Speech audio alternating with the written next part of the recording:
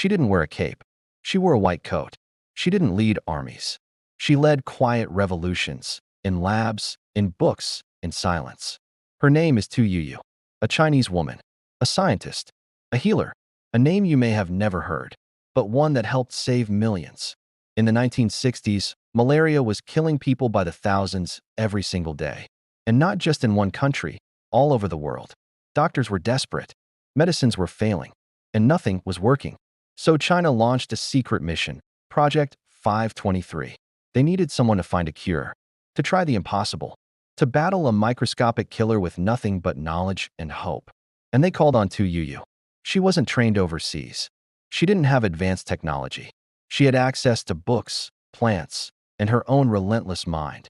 She studied ancient Chinese medical texts, searching through more than 2,000 herbal remedies.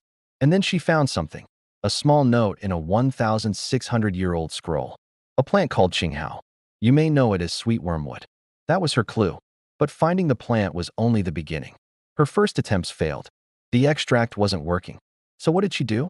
She went back to the text and noticed something. The original scroll didn't mention boiling the plant. It said to use a cold extraction. She tried again.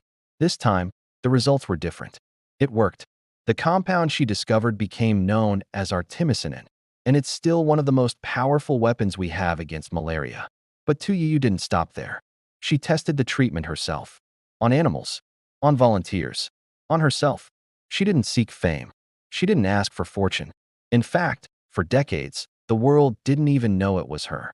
Because the project was confidential. And because, as a woman and a Chinese scientist, she was often overlooked by the global scientific community. But she kept going. Quietly. Relentlessly. Because saving lives meant more than being seen. Then, in 2015, at the age of 84, she became the first Chinese woman to win the Nobel Prize in Physiology or Medicine. She didn't have a PhD. She wasn't a member of the Chinese Academy of Sciences. But her work had saved more than 200 million lives. Tu Youyou's story is proof that science doesn't only belong to the powerful. That discovery isn't always loud. That changing the world often begins in quiet rooms, with ancient books and a relentless will to try one more time. If you're feeling invisible, underestimated, unsure of your place in the world, look at Tu Youyou. She changed the world with nothing but focus, faith, and persistence. So maybe you're not behind. Maybe you're right on time. Maybe the world hasn't heard your name yet, but one day it will. Because brilliance doesn't always announce itself. Sometimes it just gets to work. You can do it too. You don't need permission. You don't need perfection. You just need to begin.